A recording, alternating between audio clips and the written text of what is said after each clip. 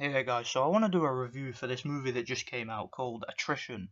Now, I saw the trailer for this movie a few months ago. It was actually, I believe, meant to be released last year. However, it only came out recently. And yeah, I thought I'd review this movie. I caught this movie this past weekend, and it was an interesting one that I thought I should talk about. So, 'cause obviously I do movie reviews, and I figured I'd review a movie like this because a lot of movies I've reviewed recently have been like theatrical releases and I wanted to do something different. So let's talk about this one. So this is an R-rated action movie set in Thailand starring Steven Seagal. Now, I'm not a big fan of Steven Seagal. I do like some of his older movies. I like movies such as Out for Justice, for example. I have a review for that on my channel in my movie review playlist if you want to check that out. Really, really good movie. Love that movie. Massively underrated. I also like the movie Above the Law. I like Marked for Death. I like Exit Wounds. He's been in a lot of good movies and some really underrated movies. I do think that the guy has done some good work. But the vast majority of his movies, particularly his direct-to-DVD movies, and a lot of his later movies in recent years have just been really, really lazy and really poorly edited, and yeah, just not believable at all. And that's why I'm not a big fan of his movies overall. I do think that he's one of these guys who blows hot and cold. But this movie, I have to say, I was really intrigued by this movie after I'd seen the trailer and I'd heard some good things about it. A lot of people who I'd spoke to online had said that this movie is actually really good and really surprising. So how is this movie? Let's just say I have, I guess you could say, mixed feelings about it.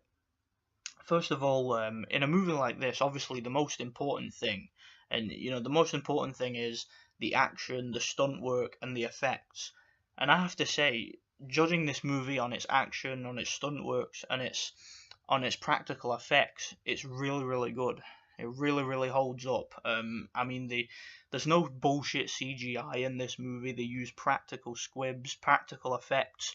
All the blood looks real. The prosthetic effects. There's actually quite a lot of gore in this movie, a surprising amount of gore, and that's the thing I like about Steven Seagal movies. And I'm not like a gore fest, like horror fan, but when I see an action movie, I like for an action movie to be somewhat realistic, and when you add like just the right amount of gore and the right amount of practical squibs, it does pay off in an R-rated action movie, and I really like the effects of this movie.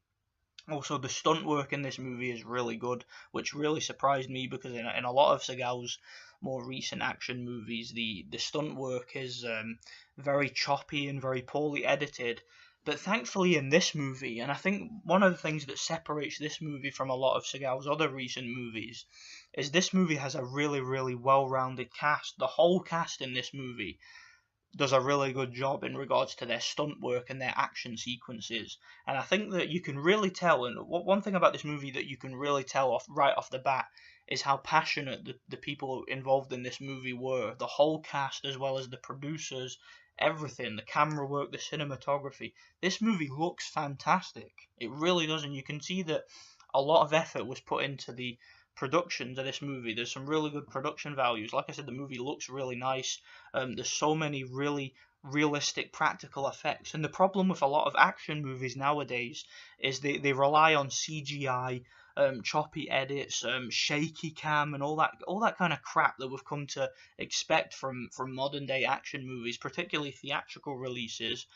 It's a movie like this, which didn't even get a theatrical release, has better stunt work and better martial arts, better practical effects, and better fight scenes than any theatrical release over the past couple of years.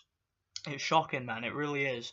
But yeah, I really, really enjoyed watching this movie. I have to say, the action sequences, everything, the practical effects, the stunt work, the fight scenes, top notch, absolutely fantastic.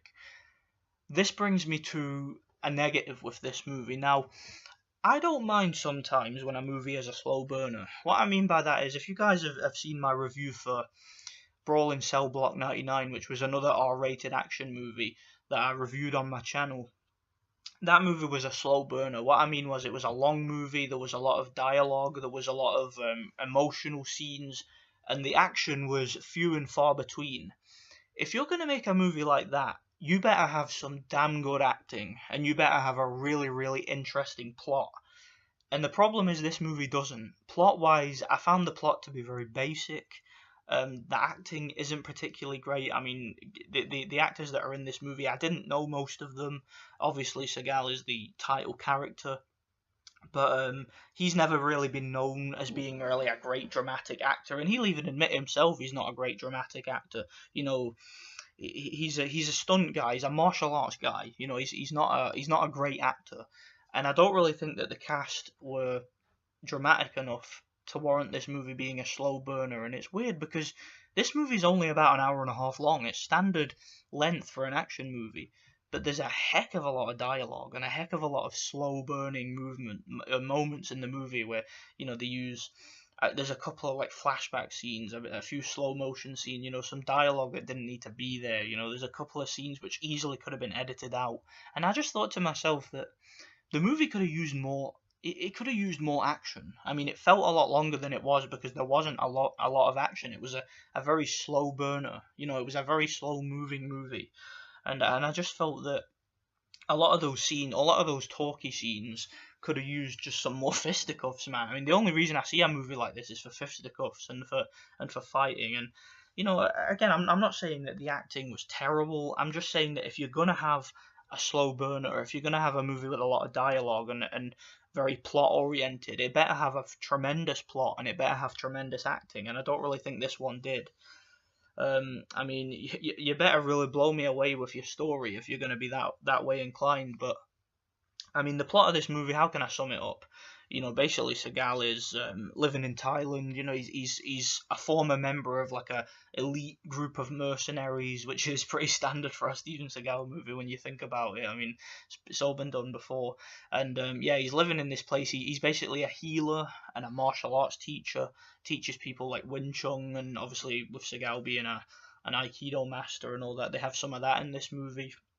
And yeah, he teaches people martial arts. He heals people, and yeah, a group of human traffickers basically kidnap this young woman who's I guess a psychic. She has like mystical powers where she can look into people's souls or whatever. You know, it was just some stupid plot about this girl being psychic, and you know, this human trafficking ring kidnaps her.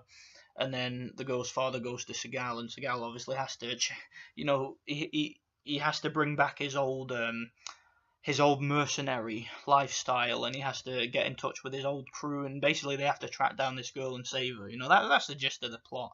It's a very simple plot. I didn't really have a problem with it, but you know, it wasn't really that interesting to me. You know, when I watch a movie like this, I watch it for the action and the combat and the fisticuffs and the stunt work and stuff like that. And I enjoyed this movie. I did. I don't think it was a bad movie at all. There were a couple of scenes that were unnecessary, but it was a movie I enjoyed. If you like a good martial arts flick, if you like R-rated action, I would recommend this. I mean, don't get me wrong, it's no Undisputed 4. You know, I mean, that movie was bloody fantastic. It's not that level of martial arts action, but it's really, really fun to watch. It really is. I think if you like martial arts and you like stunt work, you'll enjoy this movie. You know, you don't really have to take it too seriously. You know, I don't take movies like this too seriously. I just kind of enjoy the ride. So I'd give this movie a solid 6 out of 10, 7 out of 10. You know, it's above average. Above average. I like the movie. So it's one of the best action movies I'd say of the year. So let me know what you guys think. And yeah, God bless. Thanks for watching.